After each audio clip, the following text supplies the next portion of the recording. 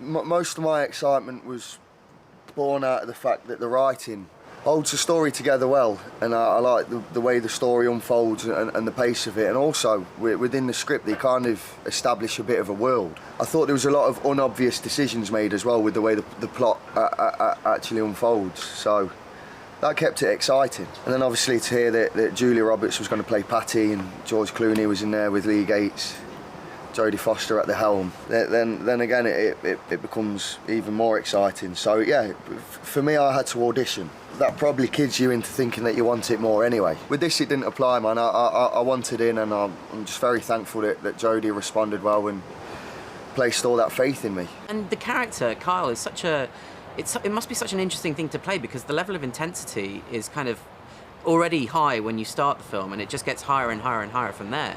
I imagine that's a challenge as well, to try and maintain that level of energy over the course of a long shoot. So tell me about that a little bit and what that was like. I think a character like Kyle becomes a little uninteresting if you just try and play him at one level in terms of energy. So it was key to figure out when he might take his foot off the pedal a little. I just think there's some very nice human moments between Lee and Kyle in particular, and particularly when they're trying to put a microphone on Kyle so he can be heard, and they're going through the technicalities of that. For me, it just seems very naturalistic and probably funny.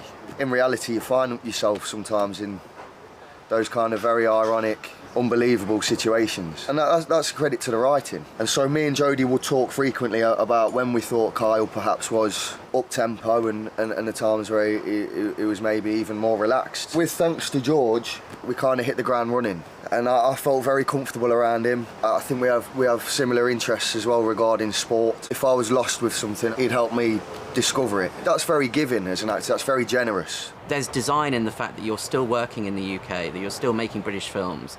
How important is that for you, that there's kind of those two sides of your career? It's no accident, and I think a lot of actors which I respect have the ability to do anything they put their hand to. I have a lot of adoration, appreciation for British cinema, British filmmaking. I think there's a lot of very talented filmmakers at home, so hypothetically speaking, I think it'd be a bit hard to swallow if I suddenly decided that I was going to concentrate on one more than the other.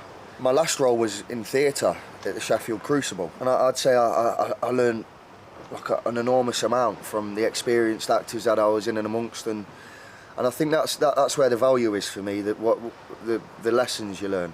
As a 25-year-old, been acting for 10 years, I have to be open-minded to the progression of it all, and I think that can be found anywhere in the world.